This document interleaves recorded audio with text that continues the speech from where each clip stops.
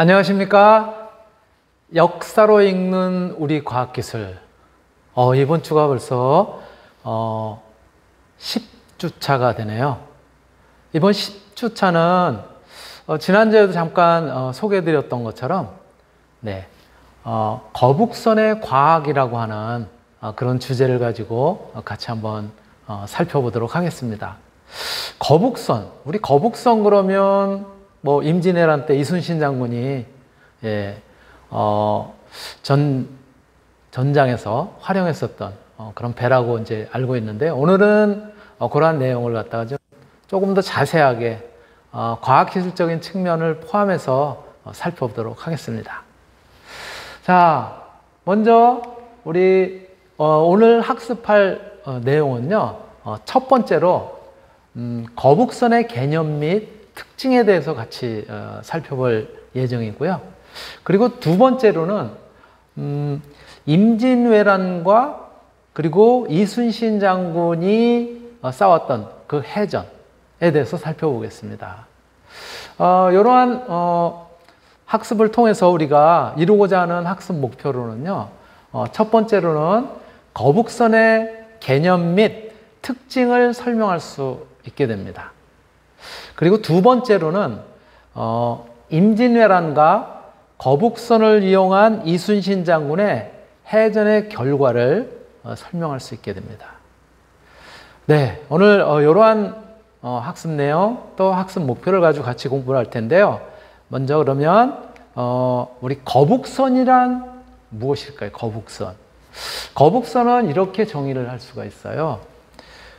귀선이라고 불렀다고 합니다. 귀선이라 불리던 조선시대의 군함으로 판옥선을 기본으로 해서 배의 갑판 위에 외형 전체에 뚜껑을 씌운 뒤에 나무판으로 덮은 배인데요. 임진왜란 당시 조선 수군의 돌격선으로 활약한 그런 배다라고 이렇게 알려져 있는 것이죠. 자, 그림으로 본다면 왼쪽이 여러분들이 보시는 왼쪽이 저게 이제 조선시대 보통 이제 군함 또는 배라고 이야기하는 판옥선이에요. 바닥이 평평한 그런 형태이고요. 오른쪽이 바로 저 판옥선에다가 갑판 위에 외형 전체에다가 뚜껑을 씌우고 그 위에다가 나무판으로 덮은 그런 상태에서 또 우리가 다른 형태로는 철갑선 이렇게 이야기하잖아요. 저게 뾰족뾰족하게 철로 못이 튀어나오도록 그렇게 이제 덮은 거죠. 아마 철갑도 굉장히 얇은 형태로 했었던 것으로 그렇게 이제 밝혀지고 있죠. 이게 이제 거북선인데요. 이 거북선에 대해서는 사실은 현재까지 실물이 전해져 내려오고 있지 않기 때문에 굉장히 많은 학자들 또 많은 연구자들이 그 실체를 밝히고자 열심히 이제 연구를 하고 있는데요. 그 중에 하나의 결과, 우리 같이 한번 영상을 통해서 보도록 하겠습니다. 조선의 과학기술을 집합해 놓은 거북선을 두고 그동안 다양한 복원이 이루어졌는데요. 당시 무기들의 특성을 고려해 함포 19대가 달린 새로운 복원 모형이 공개됐습니다. 정구희 기자가 소개합니다. 새로 복원된 거북선의 모형입니다. 용머리 아래 즉 배 앞부분에 모두 4문의 대형 포가 달려 있습니다. 로켓 형태의 초대형 화살을 쏘는 천자총통 2문과 중형 화살을 쏘는 지자총통 2문이 각각 달려 있습니다. 용머리에서는 한 번에 수십 발씩의 탄환을 발포하는 현자총통이 배치됐는데 배 꼬리에도 같은 현자총통이 2문 배치됐습니다. 이 모형은 신기전과 조선총통을 복원한 전통 화약무기 전문가 최연석 교수가 공개했습니다. 조선왕족실록과 이순신 장군이 쓴 장계 등 사료를 기반으로 복원한 것입니다.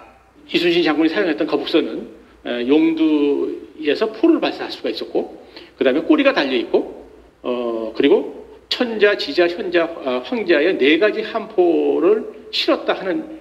거북선의 측면에도 납탄한 20개를 한꺼번에 발사하는 황자총통이 12문 달려 있습니다. 이렇게 머리와 꼬리, 좌우에 달린 19개의 함포를 통해 거북선이 적선을 사방으로 공격한 것으로 최 교수는 분석했습니다. 거북선이 실제로 어떻게 생겼는지 학자마다 의견은 다른데 한포의 배치를 토대로 거북선을 복원하는 것은 이번이 처음입니다. SBS 정구입니다. 네, 거북선이 정확하게 어떻게 생겼는지는 모르지만 고증을 통해서 여러 가지 지금까지 밝혀진 책이라든가 또 남아있는 그림이라든가 이런 걸 통해서 이제 거북선을 복원했다라고 하는 우리 뉴스를 접했었던 바가 있고요. 자, 그렇다면 요 임진왜란 직전에 동아시아의 정세는 어땠을까? 사실 이 거북선이 등장한 게 임진왜란 때문에 우리 이순신 장군이 이제 해전에서 사용했었던 배 아니에요. 임진왜란 직전에 동아시아 정세는 어땠는지 먼저 한번 간단하게 살펴본다면요. 먼저 조선의 상황을 갖다 보면은 양반 사회가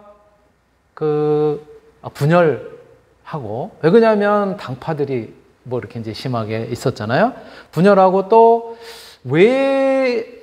외세하고는 다른 나라들, 특히 일본이라든가 중국하고는 비교적 평화적인 그런 관계를 유지하려고 했기 때문에 요 조선시대 국방력은 굉장히 약화가 되어 있었던 상태였다라고 그렇게 볼 수가 있어요. 그런데 반해서 명나라의 상황은 어땠었냐면은 조선과 오랫동안 친선 관계를 맺고 또 그리고 이제 어떤 정치적인 유대 관계라든가 이런 것들을 맺고 있었지만은 내부적으로는 정치적으로 굉장히 혼란한 상태에 이제 빠지면서 황제 권위가 약화되고 또 북쪽에는 몽골족이 또 남쪽으로는 왜구, 일본이죠. 왜구의 노략질을 일삼고 있었기 때문에 명예 상황도 그렇게 썩 좋지는 않았어요. 나라가 흔들리고 있었던 그런 상황이고요. 오히려 일본, 즉 외의 상황이죠. 외의 상황의 경우에는 일본을 통일한 후에 새로운 지배자가 된 우리 이 임진왜란을 일으킨 도요토미 히데요시, 이 사람이 자신의 권력을 유지하기 위해서 한반도와 그리고 중국 대륙을 정복하려고 하는 그런 야욕을 불태우고 있었던 것이죠. 바로 이러한 상황에서 대륙 정복의 구실로 조선에게 길을 내달라라고 하는 그런 명분을 갖다 들어서 우리나라, 그 당시에 조선을 갖다가 이제 침략하게 되는 것이죠. 이러한 상황이었던 거예요. 조선의 상황, 명의 상황, 그리고 일본, 외의 상황이 조금씩은 달랐던 그런 상황에서 왜군이 결국은 중국을 침략하려는 그런 명분으로, 그 명분은 자기네 어떤 권력을 유지하기 위한, 즉 어떤 내부적으로 일어나는 그러한 혼돈을 갖다가 외부로 이제 돌리기 위해서, 그래서 이제 이 우리나라를 거쳐서 중국까지 그런 야욕을 갖다 이제 펼치려고 했었던 그러한 이제 상황에서 조선을 갖다 이제 침략하게 되는 것이죠. 예, 이것이 이제 임진왜란 직전의 동아시아 정세, 이렇게 이제 이야기를 할 수가 있고요. 그렇다면은 이제 바로 그러한 과정에서 우리 조선을 갖다가 이제 침입해 들어오게 되는데요. 침략해 들어오게 되는데, 임진왜란 전쟁이 일어나면서 어떻게 그 전쟁이 전개가 됐는지 살펴본다면, 지금 생각해보면 굉장히 참담하죠. 아무런 준비도 하고 있지 못했었던 조선은 처음에 동래성이 함락을 당하게 됩니다. 부산항에 들어오면서, 부산진에 들어오면서 부산진에 있었던 그런 성을 갖다 점령하고 동래성을 갖다 이제 함락하게 되는데요. 바로 조총으로 무장한 700여 척의 군함을 타고 한 16만 명의 그 대군을 이끌고 부산에 상륙을 하게 됩니다. 왜군이.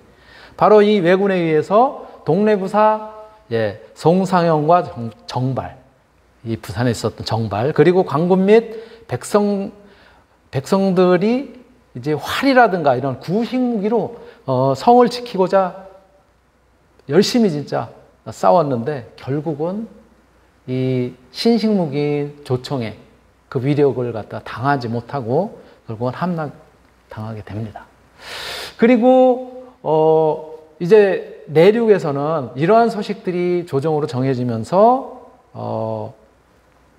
이제 신립 장군을 갖다가 파견을 해서 그래서 조령, 지금은 이제 세제라고도 하죠. 문경 세제라고 하는 이 조령을 갖다 지키게 하는데 너무 빨리 이 국토를 갖다 내주는 바람에 미처 그런 상황이 안 돼서 후퇴를 해서 충주에다가 방어선을 치게 되는 거죠.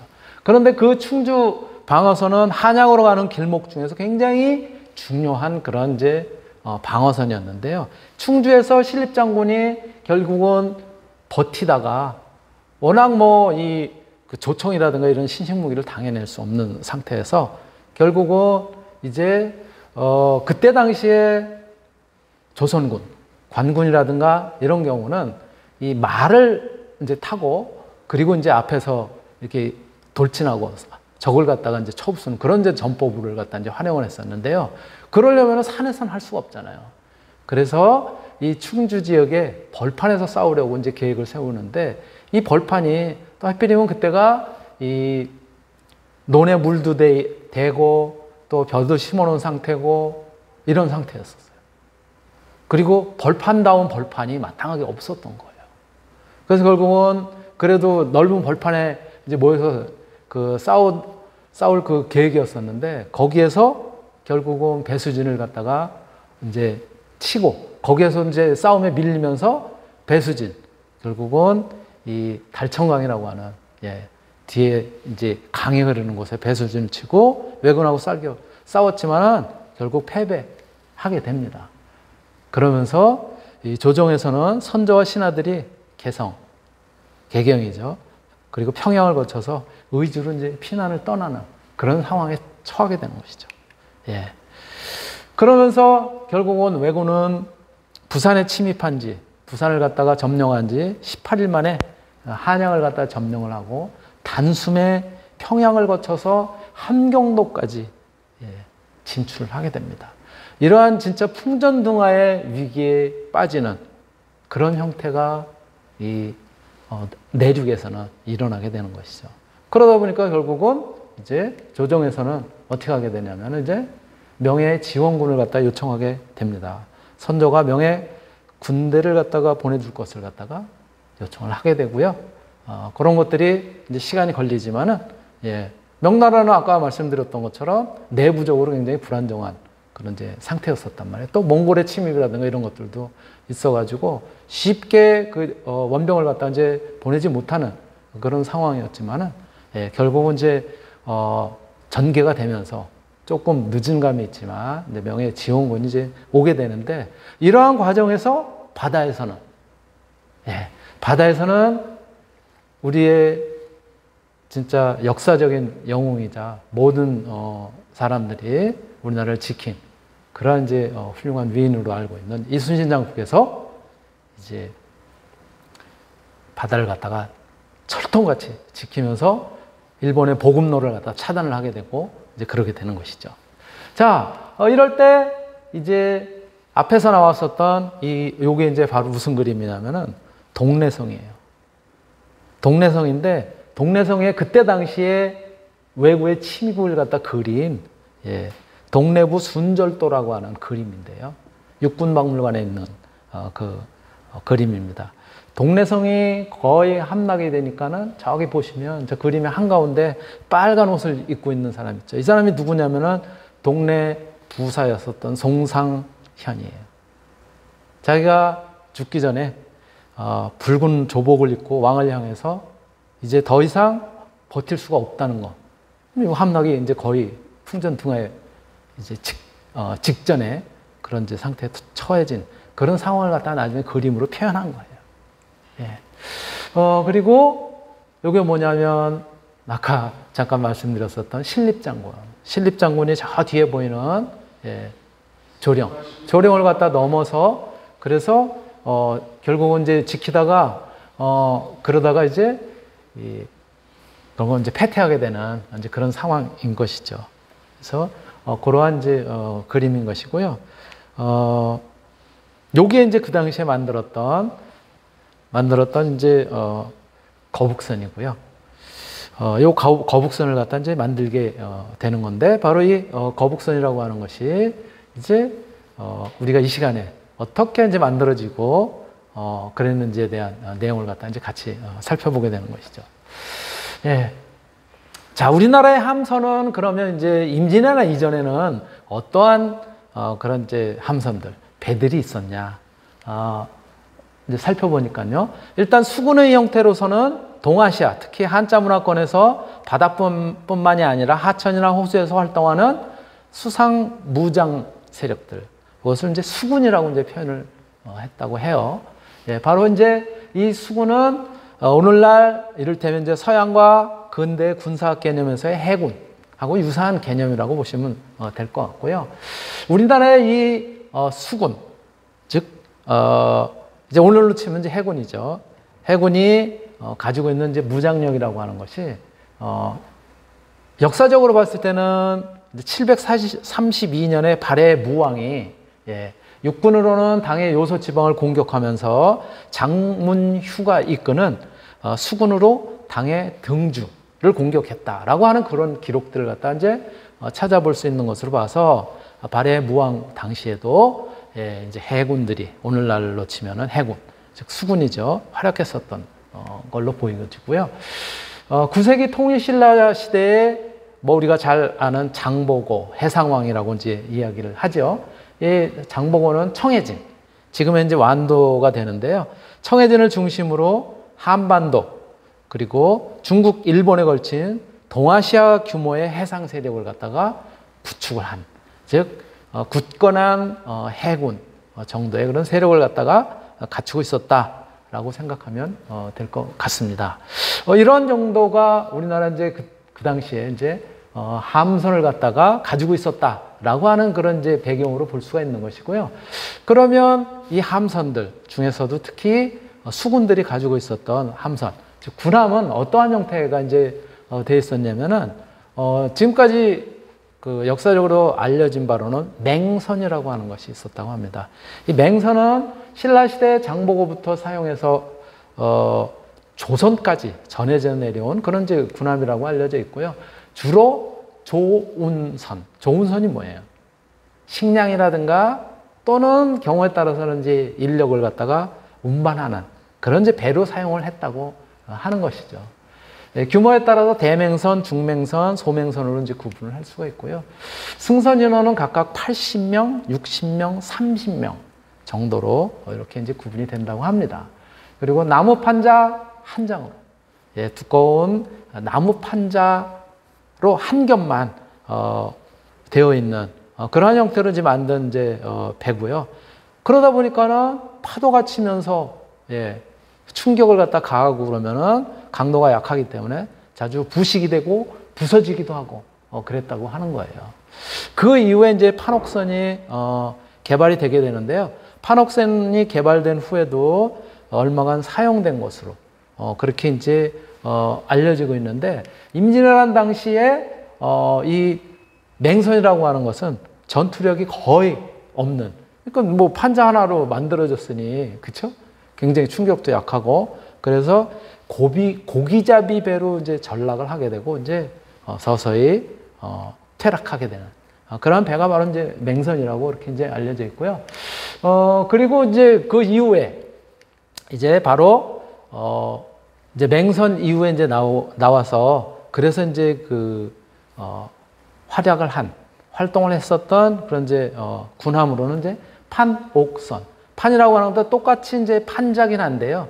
이 판자의 두께가 두껍고 또 이제 요거는 이제 나무 소재 이런 것들이 이제 달랐었는데요. 이 판옥선은 1555년 명정 10년에 정걸이라고 하는 그분이 개발해서 사용을 한 그런 이제 배예요. 그리고 요거는 이전까지 사용이 됐었던, 즉 맹선의 배와는 달리 2층의 구조를 갖다 가지고 있고요. 그리고 노를 젓는 군사와 전투를 하는 군사의 탑승 공간이 분리가 되어 있는, 즉 명실상부한 군함의 형태를 갖다가 이제 갖추고 있었기 때문에 효율적인 전투가 가능한 그런 걸로 알려져 있는 것이죠. 그리고 갑판은 조선 수군의 전술 운영에 영향을 미쳐서, 그래서 그 갑판에 높아진 판옥선을 탄 수군들이 특히 왜군들, 적군을 갖다가 아래로 내려다보면서 활을 쏘아서 훨씬 수월하게 적을 제압할 수 있는 그러한 형태로 이 판옥선이 활용이 되었다라고 이제 알려져 있고요. 또 임진왜란 때는 바로 사실은 이 판옥선이라고 하는 것이 임진왜란 때 함선, 즉 군함으로 주력선으로 동원되었고요. 임진왜란 때는 특히 기존의 판옥선보다 크기가 더 커지게 됩니다. 그리고 탑승 인원도 130명 이상으로 대폭 크기가 증가하는 그런 형태로 이제 이 판옥선이 활약을 하게 되는 것이죠. 자, 이런 이제 판옥선이고요. 바로 이 판옥선의 구조를 갖다 이제 조금 이제 살펴보면은 판옥선은 선체는 보통 이제 소나무와 참나무로 이제 건조를 하게 되는데 바로 이 소나무도 이제 주로 이제 바닷가 이런 데는 굉장히 단단하거든요. 그리고 이제 산, 특히 이제 강원도라든가 이런 데서 나오는 소나무 같은 경우도 굉장히 단단하다고요. 그런데다가 참나무의 경우에는 진짜 이 단단하기가 둘째가 라면 서러울 정도로 굉장히 단단한 나무 중에 하나예요. 그래서 소나무와 참나무로 건조를 해서 이 배가 굉장히 단단합니다. 예. 그리고 이음새는 뭐를 사용을 했냐면 나무못을 사용한 거예요. 못을 나무로 못 모양으로 깎아서 그래서 이제 박아서 그래서 이제 사용을 하다 보니까는 이게 어떠한 장점이 있냐면 나무못을 사용하면은 이게 이제 배 아니에요. 배라는 거는 이제 물에 띄워서 이제 사용을 하게 되는데 물하고 접촉을 하게 되면 여러분들 잘 알다시피 나무는 팽창을 하게 되죠. 불어나게 되죠. 그러니까 못을 갖다가 나무로 사용을 하니까 나무와 나무 사이에 들어가서 불어나니까는 완전히 그냥 딱딱하게 그렇게 이제 결합이 되어 있어서 물이라든가 이런 것들이 빈틈이 없이 잘 들어갈 수 없도록 그렇게 아주 단단하게 그렇게 이제 고정을 하게 있게 되는 거죠. 즉 오랫동안 바닷물을 머금은 나무못은 부피가 더 팽창해서 이음새를 굉장히 단단해주는 그런 특징을 갖다 가지고 있고요. 요 판옥선은 무장을 이제 임진왜란 때 이제 그 무장한 그런 이제 무기들이 아주 그 발휘를 갖다가 이제 하게 되는 그 기능을 여기에는 천자총통 또 지자총통 등의 함포를 갖다가 24문, 24문이나 설치했다고 그렇게 나타나 있습니다. 그리고 장점은 뭐냐면 이 판옥선의 경우에는 배의 바닥이 평평합니다. 배의 바닥이 평평하고 홀수선이 낮아서 선회가 빠르다. 홀수선이라는 게 뭐냐면요. 배가 사람들이 타고 짐을 실었을 때 가라앉았을 때 배가 완전히 이렇게 이제 물에 가라앉는 게 아니죠. 물에 떴을 때 그랬을 때 잠기는 깊이를 갖다 이제 홀수선이라고 하는데요. 그 잠기는 깊이가 깊지 않다 보니까는 선회가 비교적 빠른 거예요. 그러니까 도는 것이 오른쪽 방으로 방향을 틀거나 왼쪽으로 방향을 틀거나 혹은 회전을 하거나 이러한 것들이 굉장히 빠른 그러한 이제 특징을 갖다 이제 가지고 있는 것이죠. 그리고 전투 시에는 여러 척이 뒤섞인 혼전에서도 굉장히 좌우로 움직임이 비교적 빠르기 때문에 비교적 유용한 그런 이제 장점을 갖다 이제 가지고 있고요. 다만 이제 단점이라고 하는 것은 이제 이러한 단점이 있었다는 거죠.